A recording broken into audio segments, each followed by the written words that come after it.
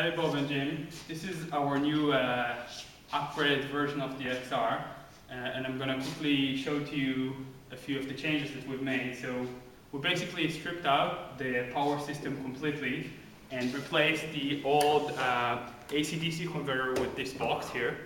This box does both battery charging in series and converts AC power to DC power. And then, instead of the lower and the upper power distribution boards and all the DC-DC converters, we now have those boxes that are simple DC-DC converters.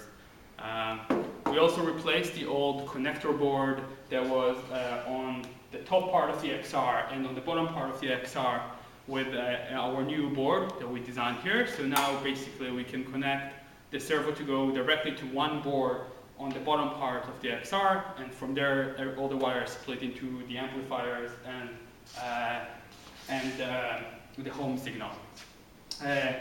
If you take a closer look here, you can see our computation compartment. Here we have one onboard CPU. It's a dual-core computer. There's a servo-to-go card and plenty of room for other PCI and ISA cards for our different sensors.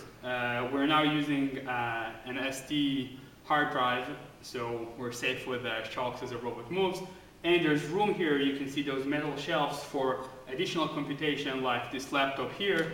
We can basically put inside up to 4 computers now. So altogether we can have 4 laptops and 1 onboard computer.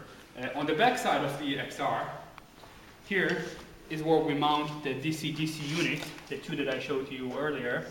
So this one converts power to give us 5 volts and the other one gives us 24 volts. This is an ATX box. It takes in the 50 volts that we get from the main AC-DC unit and converts it into power for the onboard CPU. Other than that, we kept the same motors and the same amplifiers. And let's try and zoom in a little bit so you can see how things look in the inside of the robot. Things are still a little messy, but basically the lower power distribution board is gone and the upper power distribution board is gone. And the last thing is, from this side of the robot, you can see that we replaced the side panel with a bunch of switches. Basically, they will cut power between the different components if something goes wrong. And we have a main power switch here. Not as nice as the side panel, but this is pretty safe and allows us to disable the different components as we go. Let me know if you have additional questions.